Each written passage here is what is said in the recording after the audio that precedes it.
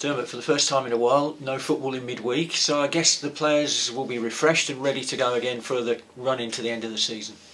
Yeah, I hope so. I think it was a long haul, tough at times, tough as the winter. We didn't really get on the training pitch as much as we wanted, so kind of a sparse 6 weeks really, and hopefully that the minds are refreshed. You know, the legs will be fine if the mind's all right, and yeah, I'm looking forward to Saturday. Yeah, Leyton Orient obviously got a lot of troubles on and off the pitch, but I mean they played well against us certainly in the first half on Boxing Day, didn't they? And they're a threat. Yeah, I think they're fighting. You know, the fan base are fighting. They're trying to fundraise for the club and help the club, and they've got spirit, and it's a club with great history. And I think we have to match that. You know, we have to understand our league status is paramount to us. The aggression and competitiveness we showed at Grimsby should be there every match, failing. No reason why it should never be there. Even if you are jaded, you can give me your all, you know, and we have to take that and learn from it, I think, that this period of time, and Grimsby was super for us, you know. Yeah, it was important, I think, after the last home game to get that reaction, which you got up at Blundell Park, wasn't it?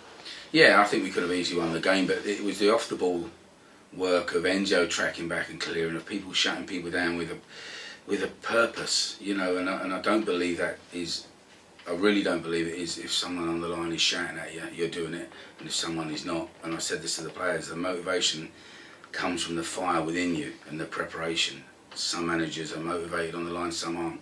Some great managers are, some great managers aren't, and I think I said to the players that you're wearing the shirt, you know, you fight for the shirt. This is your profession, this is your livelihoods, and everybody should train to the maximum. And it's only when you leave the football profession and do what I'd call a job, a day-long job, a week-long job, that you realise what a wonderful profession you're in. So, you know, it's not sort of trying to preach to the players, but the demands are put upon them, and you shouldn't need too much winding up when you're on match day.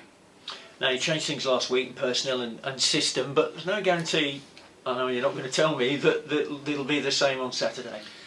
No, there's no guarantee, but you know, I like to reward players with a pleasing performance. I think probably looking back, I maybe should have rested players at Crewe, you know, and I look at myself on that and I think, well, they've had a week, there was a good performance, the attitude was good and the performance was good. So we'll look at Orient and see if there's anything we need to do to stop them, but where can we hurt them, and I certainly think we attack with emphasis and we play with power and zest. We've got enough players in the team to hurt them. Home form's been a bit odd, hasn't it? Because we had a really good run, won 4 games in a row at home. Since then, not so good, but nothing that can't change with a really strong home performance on Saturday, and to take us into the last sort of 6 or 7 games to finish strongly. Yeah, I think it's the early stages of the game, Bruce, that when we are playing at home, when we are more open, away we defend to start, and we take the emphasis to the team, but we become sloppy. And I think we've got to eradicate that. So it is the back players initially that if they're going to pass out, they've got to pass, and then they've got to make sure they're not in too far an attacking position if we lose the ball. So we're working on that this morning in the training session, myself and Matt, and you know, I want to get a passing side back. I think we've veered away from that. A little bit of fear has come into the way we play, and you know, that's probably natural as you try and make a transition. But we've also got the option of Matt Howell coming back aerially, you know, and I look at that and I look at the Andy Carrolls and Ibrahimovic and the aerial men, and you have to, I think in this modern day, it's another weapon in our armoury that we go, well, we've got that as well from set play, so he does add another dimension to us. How important is it, Dermot, to finish the season strongly? It's not happened at Crawley for a while. I know that's a big thing that you're trying to bring in for these last few games, really strong finish. Yeah, I've just had a meeting with the players, and I've said that to them, that they have to fight. This is our livelihood. That's how I tell it, and it's our club, and we have to work hard. And if we work hard, we'll get the wins, because we've assigned some good players here. But I think it's important we don't just let the season fizzle out and go, okay, we're staying up. I want to finish as high as we can.